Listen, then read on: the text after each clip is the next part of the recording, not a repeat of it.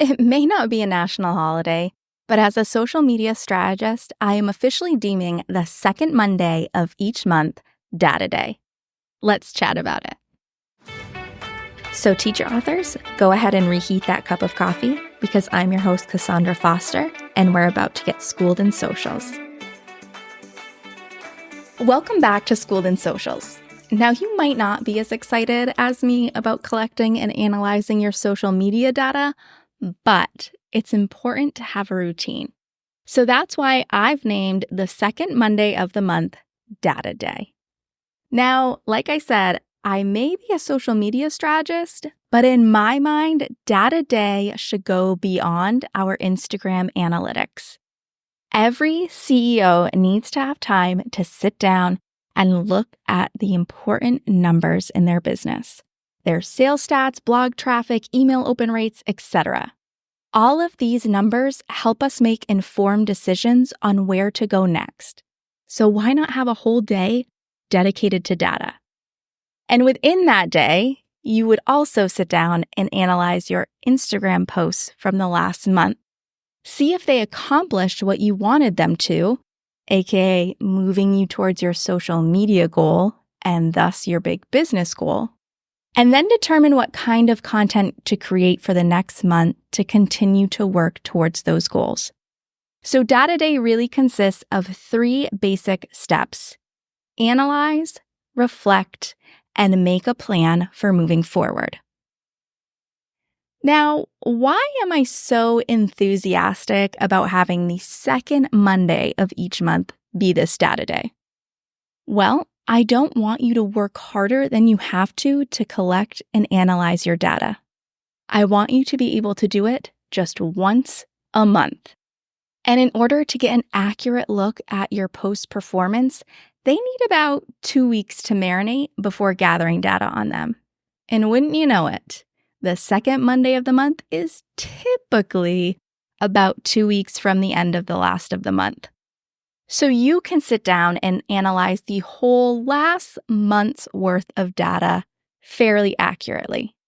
Plus, if we make it a specific day, we can create a recurring calendar task for ourselves and make sure that analyzing our data actually happens each month, which is key to us moving forward and reaching our goals. There's no doubt if you've been around for a hot minute, you know the importance of analyzing your social media data to help you reach your big business goals. But if the thought of diving into that data on your own has been holding you back from the content clarity that it can bring, I've got your back. With my quarterly data analysis service, I'm here to be your data bestie right alongside of you, diving into your analytics and outlining a content plan so that you can take effective action. This way, you get all the benefits of having your eyes on your data to help make goals for the new year without having to take a course or wade through the numbers by yourself. It's time to tap into the magic of your social media data, and you don't even have to add anything to your plate to do it. Just hop on the waitlist right now in the show notes. I know your future self will thank you.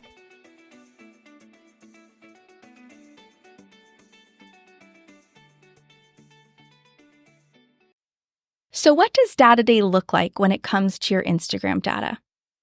Let me walk you through what I did on a previous Data Day to help give you an idea. First, I started by reviewing my big business goal, which was to build my email list to prep for an upcoming launch of my course. Then I reviewed my social media goal, which was to get more external link taps so I knew people were navigating to my lead magnet. And then I reminded myself of the KPIs I need to keep my eye on in order to make sure I get there. In this case, I was looking at my overall reach, my engagement rate, because I was also having people comment to get access to my opt-ins, as well as external link taps.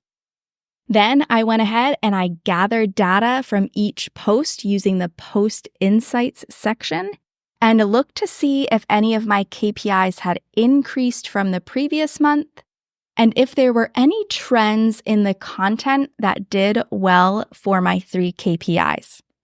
Here's what I determined as I looked at the data and the posts.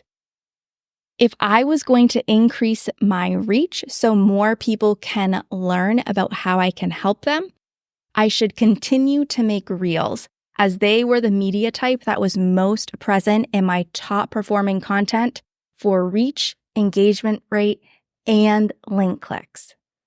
Also, I should focus on educational content in the form of reels and carousels to keep up my engagement, because educational content showed up as my top performing posts when it came to engagement rate.